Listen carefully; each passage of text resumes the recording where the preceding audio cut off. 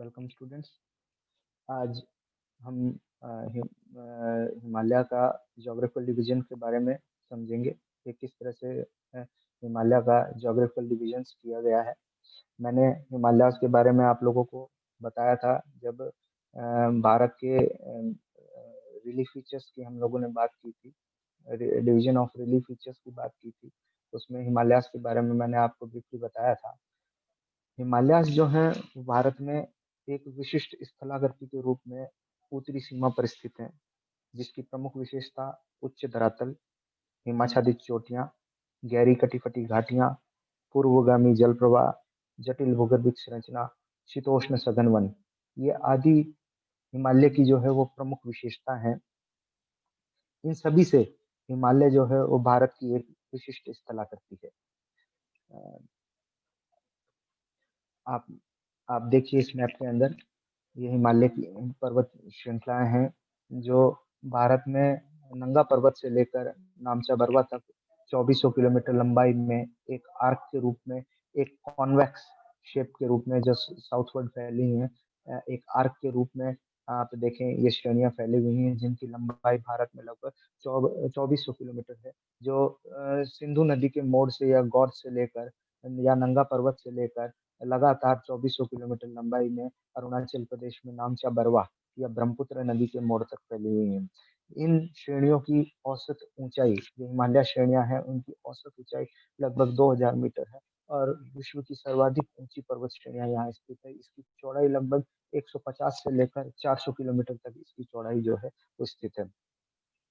पश्चिम पश्चिम में जो कश्मीर हिमालय वाला पार्ट है, यहाँ काराकोरम, लद्दाख और जास्कर श्रेणियां स्थित हैं, जो आगे तिब्बत में कैलाश के नाम से फैली हुई है, जबकि पूर्व में नामचा बरवा अरुणाचल प्रदेश में मुड़ जाती हैं उत्तर पूर्व की तरफ। उत्तरी पूर्व मोड़ है हिमालय के जो दक्षिण की तरफ फैले हुए हैं, जिनमें पटकोई, नागा, मणिपुर, मिजो पहाड़ियां और अराकान योमा के रूप में ये जो श्रेणियां हैं वो फैली हुई हैं म्यांमार में। यदि ज्योग्राफिकल क्लासिफिकेशन को देखें हिमालयाज की ज्योग्राफिकल क्लासिफिकेशन को देखें तो आप देखेंगे कि हिमालयाज जो हैं एक टोपोग्राफिकल बैरियर का काम करते हैं भारत की उत्तरी सीमा पर, जो ग्रीष्म काल में जो वार्म विंड, मानसून विंड्स है उनको उत्तर की तरफ जाने से रोकते हैं और देश में बारिश होती है उसके कारण। जबकि शीतकाल में ये उत्तर से आने वाली जो ठंडी हवाएं हैं, जो साइबेरिया से आने वाली ठंडी हवाएं हैं, उनको रोकने का भी काम करते हैं। फ्लोरा और फाना की दृष्टि से भी आप देखें तो फ्लोरा और फाना की दृष्टि से भी ये हिमालयन माउंटेन रेंजेस बहुत रिच हैं, बहुत अधिक डाइवर्सिटी पाई जाती है यहाँ पर, और जिसकी इकोलॉजिकल इम्पोर्टेंस है, उसकी सिग्निफिकेंस है। ठीक है जी। तो इसके साथ ही ये एक नेचुरल लेबोरेटरीज भी हैं जियोलॉजिस्ट के लिए। जियोलॉजिस्ट यहाँ पाए जाने वाली चट्टानों का अध्ययन करते हैं और साथ में विश्व में इस तरह की पर्वत श्रृंखला का निर्माण और किन किन भागों में हुआ है उसके बारे में भी जानने का कोशिश करते हैं, और इनके ऊपर वातावरण का क्या प्रभाव पड़ा है उसके बारे में भी ये जियोलॉजिस्ट जानने की कोशिश करते हैं। बात करते हैं हिमालय की ज्योग्राफिकल क्लासिफिकेशन की, डिविजन्स की बात करते हैं तो श्रेणियों के आधार पर, अलग अलग श्रेणियों के आधार पर हिमालय का डिवीजन किया गया है।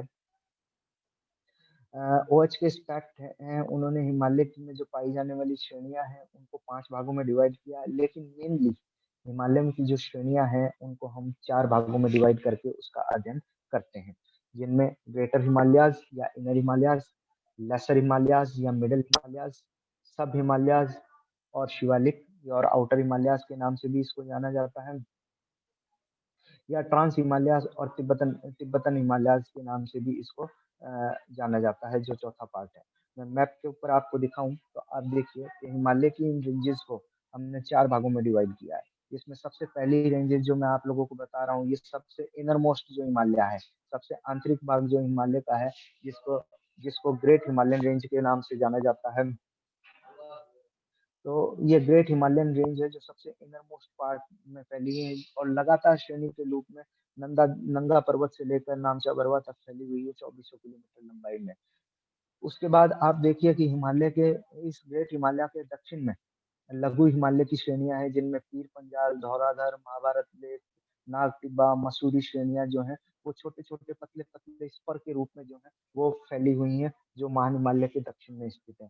जिसे दूसरी पैरेलल रेंज जो है, वो लघु हिमालय के नाम से या लेसर हिमालयाज़ के नाम से जाना जाता है।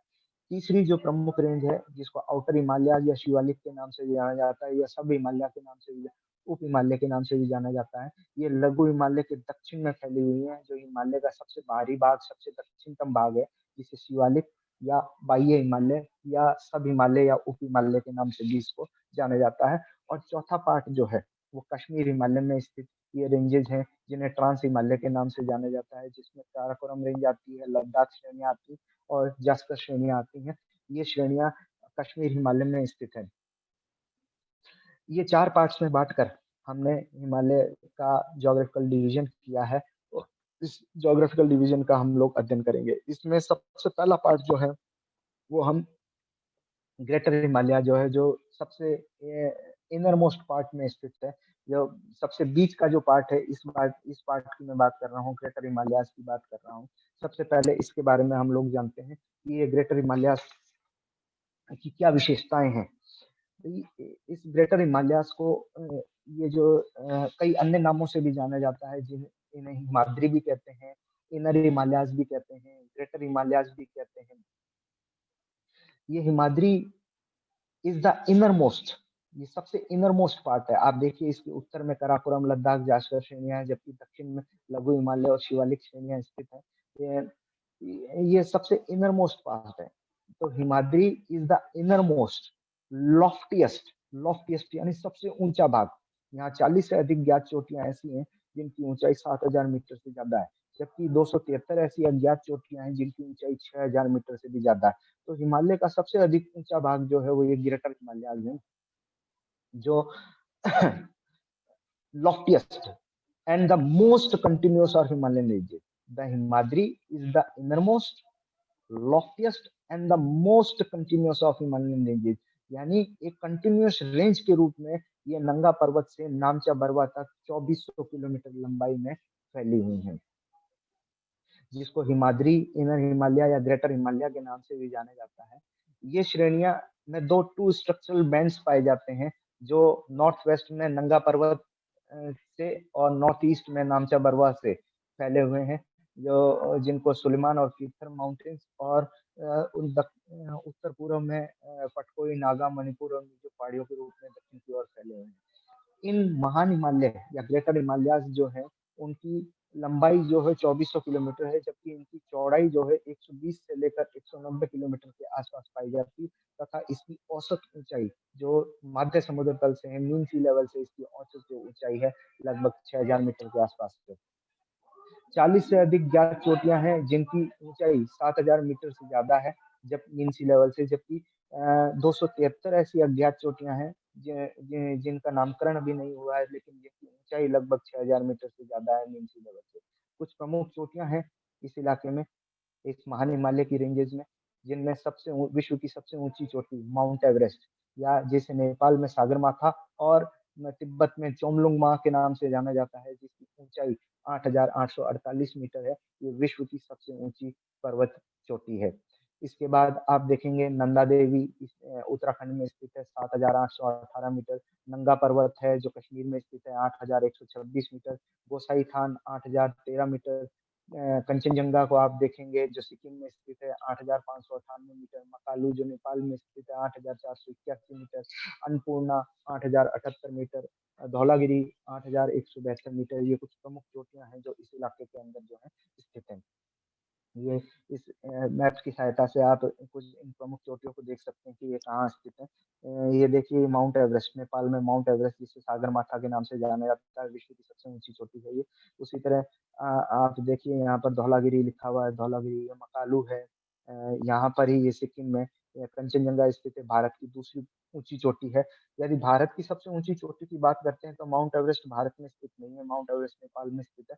भारत की सबसे ऊंची चोटी तो ये काराकोरम श्रेणियां हैं कश्मीर में। यहाँ पर केटू, माउंट केटू जो है वो भारत की सबसे ऊंची चोटी है, जबकि दूसरे नंबर भारत की ऊंची चोटी कंचनजंगा है जो सिक्किम में स्थित है। उसी तरह आप देखिए यहाँ पर नंगा पर्वत स्थित है 8,126 मीटर, जहाँ से ये महान हिमालय की श्रेणियाँ प्रारंभ होती है। माशरबुर्म है, ये काराकोरम श्रेणियों में स्थित है। माशरबुर्म, नंदा देवी है।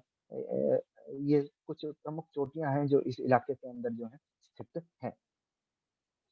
इस महान हिमालय के उत्तर पूर्व में यदि आप देखेंगे, तो आप उत्तर पूर्व में ये महान हिमालय है, तो इस महान हिमालय के उत्तर पूर्व में जास्कर श्रेणियाँ स्थित हैं। इन जास्कर श्रेणियों और महान हिमालय के बीच में कुछ ऊँचे घास के मैदान पाए जाते हैं। कई बार पूछा जाता है क्वेश्चन कि महान हिमालय और जास्कर श्रेणियों के बीच स्थित ऊँचे घास के मैदानों को किन नामों से जाना जाता है? तो उन्हें देवसाई और रूपसू के नाम से जाना जाता है, जो इन दोनों के बीच में उत्तर और दक्षिण में फैले हुए हैं। कुछ प्रमुख नदियाँ जो इस महान हिमालय से निकलती हैं, जिनमें कश्मीर में लगभग कश्मीर हिमालय में लगभग सिंधु नदी, सतलज नदी और दिहांग के रूप में, जबकि मध्यवर्ती भाग में गंगा, यमुना और उसकी सहायक नदियों के रूप में इस महान हिमालय वाले पार्ट से निकलती हैं। कुछ प्रमुख दर्रे जो इस महान हिमालय से में को पार करने के रास्ते हैं, कुछ संकरे मार्ग हैं, जिनमें बुर्जिल और जोजिला तो कश्मीर में, बरालाचा और शिवकिला हिमाचल प्रदेश में, नीतीला और लुपुलेक उत्तराखंड में और नाथुला और जलेपला सिक्किम में स्थित हैं। विवर्तनिक दृष्टि से यदि देखें, टेक्टोनिक मूवमेंट्स की दृष्टि से देखें, तो हिमालय की ये श्रेणी जो है, महान हिमालय जो है, वो अब भी सक्रिय है। महान हिमालय की ऊंचाई जो है, इसमें लगातार जो है वो वृद्धि हो रही है, क्योंकि यही वो पार्ट है जहाँ दो प्लेटें एक दूसरे से टकरा रही हैं। आपको स्टार्टिंग में मैंने बताया था कि पर्वतों का निर्माण उन स्थानों पर होता है जहां दो प्लेट्स एक दूसरे से टकराती हैं। दोनों के बीच में एक जियोसिंक्लाइन होती है, भूसनकी होती है, एक संकरा जलीय भाग होता है, जिसमें दोनों ओर से आने वाली नदियों के द्वारा अवसादों का निक्षेप किया जाता है। और करोड़ों वर्षों की लंबी प्रक्रिया के बाद जब एक प्लेट दूसरी प्लेट के नजदीक आ जाती है, तो बीच का भाग जो है कंप्रेस्ड, संपीड़ित होकर गलित हो जाता है और वहां पर पर्वत श्रेणियों का निर्माण होता है। तो जब 2 प्लेटें एक-दूसरे से टकराती हैं, तो टकराने पर जिस प्लेट की रचना भारी पदार्थों से होती है, वो हल्की प्लेट के नीचे चली जाती है। तो अंगारा लैंड जो एशियाटिक प्लेट थी और गोंडवाना लैंड जो भारतीय प्लेट थी, दोनों के टकराने से हिमालय पर्वत बने। लेकिन भारतीय प्लेट की रचना भारी पदार्थों से होने के कारण जो गोंडवाना लैंड का पार्ट था, वो भारी पदार्थों की प्लेट होने के कारण वो अंगारा लैंड की प्लेट या एशियाटिक प्लेट के नीचे सबड्यूज हो रही है, नीचे जाती जा रही है उस प्लेट के नीचे। तो प्रति वर्ष 1 सेंटीमीटर की दर से ये प्लेट जो है वो सबड्यूज हो रही है। चट्टानों की बात करें, तो हिमालय इस महान हिमालय की जो चट्टानें हैं वो लगभग 130 से 140 करोड़ साल पहले बनी हैं। इस इलाके की जिसके कोर रीजन की प्रमुख चट्टानें ग्रेनाइट है, नीस है, सिस्ट रॉक्स के रूप में पाई जाती हैं, जबकि ऊपरी भाग में इस महान हिमालय के ऊप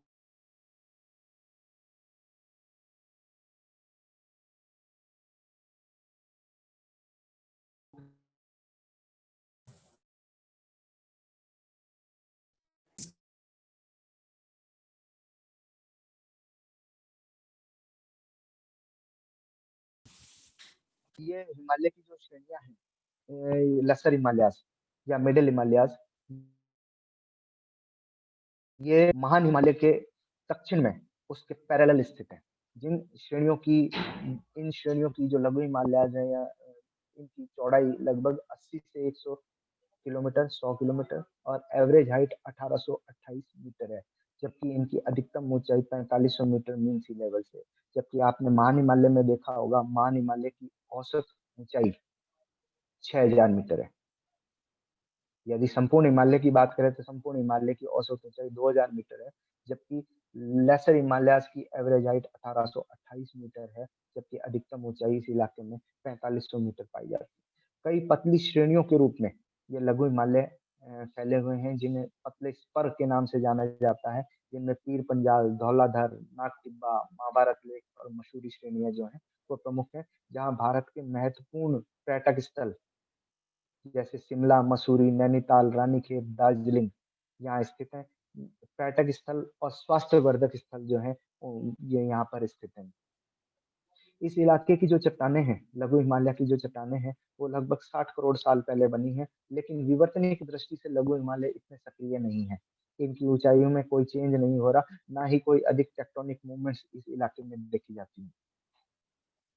मेजर रॉक्स चट्टानें जो है वो इस इलाके में मुख्य रूप से स्लेट, चूना पत्थर, लाइमस्टोन और क्वार्ट्ज के रूप में पाई जाती हैं।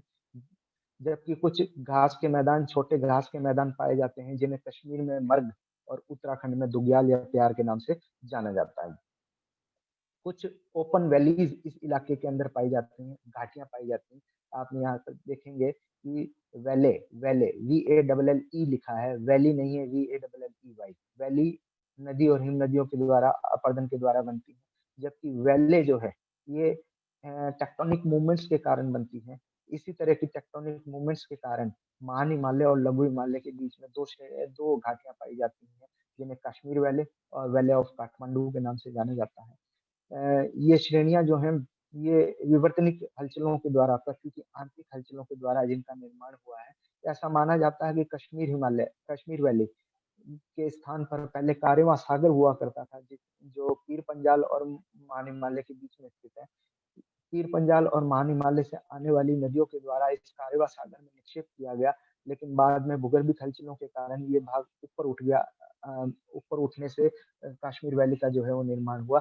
वैली ऑफ काठमांडू भी इसी तरह की घाटी है, जिसका निर्माण पृथ्वी की भूगर्भिक हलचलों के कारण जो हुआ है। तीसरे पार्ट की बात करते हैं, जो मैप के अंदर मैं वापिस आप लोगों को दिखाता हूँ। तीसरा पार्ट हम लोग बात कर रहे हैं हिमालय की थर्ड रेंज। हमने पहले बात की ग्रेटर हिमालयाज की, फिर हमने बात की लेसर हिमालयाज की, जिसमें पीर पंजाल, धौलाधर, नाथद्वारा, महाभारत, लेक मसूरी श्रेणियां आती हैं। इसके बाद चौथे पार्ट की बात करते हैं, जिसमें शिवालिक श्रेणियां आती हैं, जिनको आउटर हिमालयाज के नाम से भी हम लोग जानते हैं। तो आउटर हिमालयाज जो हैं, वो लेसर हिमालयाज के साउथवर्ड पैरेलल उसके फैले हुए हैं और हिमालय का सबसे बाहरी भाग निर्मित करते हैं, हिमालय का सबसे दक्षिणी भाग निर्मित करते हैं।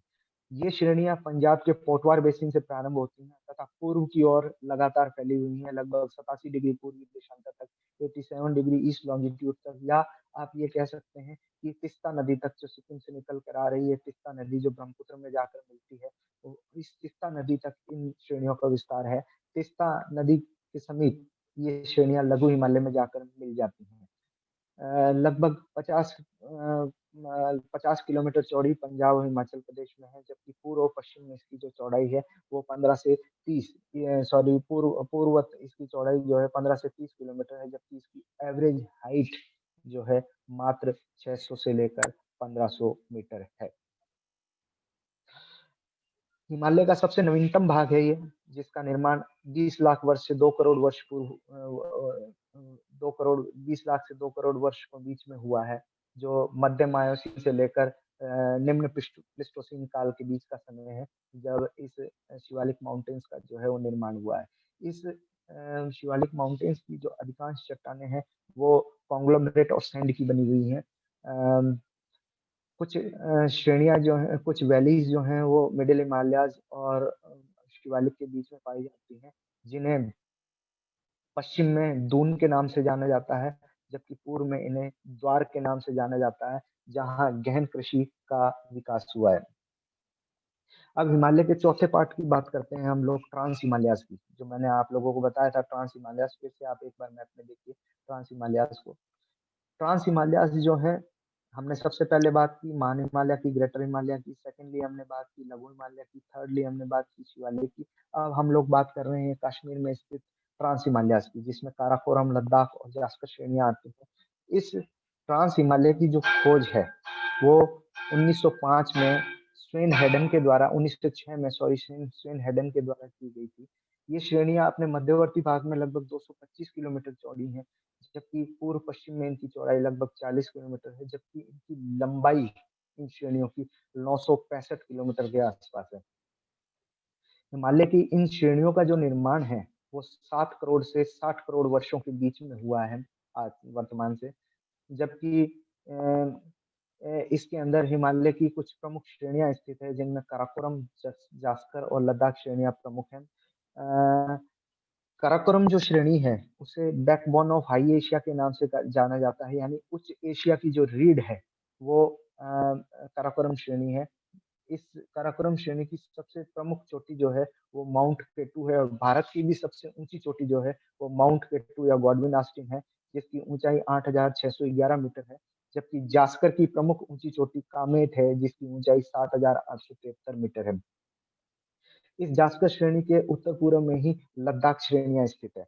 जास्कर का जो आगे का विस्तार है, तिब्बत में कैलाश के नाम से जो है वो जाना जाता है।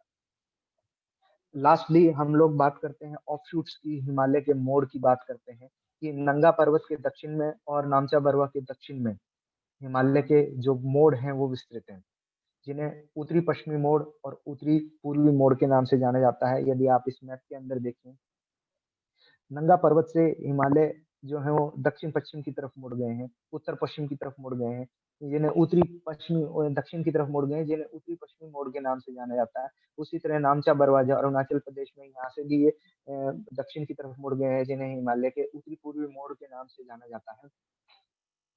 इन हिमालय के उत्तरी पश्चिमी मोड़ जो पाकिस्तान में फैले हुए हैं, जिन्हें सुलेमान और पीथर श्रेणियों के रूप में जाना जाता है। यहाँ 2 प्रमुख दर्रे स्थित हैं, जिन्हें बोलन दर्रा और खैबर दर्रा है, जहाँ से भारत में जितने भी आक्रमणकारियों ने प्रवेश किया है, वो इन्हीं खैबर और बोलन दर्रों से भारत में प्रवेश करने के लिए 2 प्रमुख मार्ग हुआ करते थे। अ, नामचा बरवा के बाद ये श्रेणियाँ दक्षिण की ओर फैली हुई हैं, जिन्हें हिमालय के उत्तरी पूर्वी मोड़ कहते हैं, जिनमें अरुणाचल प्रदेश में पटकोई, नागालैंड में नागा, मणिपुर में मणिपुर श्रेणियाँ और मिज़ोरम में मिज़ो श्रेणियों के रूप में जाना जाता है और इन मिज़ो श्रेणियों के बाद ये म्यांमार में अराकानजोमा के रूप में जो है वो फैली हैं। ये सारा क्लासिफ़िकेशन हिमालय का ज्योग्राफिकल क्लासिफ़िकेशन है, जिसमें हिमालय की 4 प्रमुख श्रेणियाँ और उसके ऑफशूट्स जो हैं, उसके दीर्घ दीर्घ जो मोड़ हैं, उनके बारे में आप लोगों ने बताना है, जब भी हिमालय का भौगोलिक वर्गीकरण आए। आई होप आप लोगों को ये लेसन पसंद आया होगा। Thank you.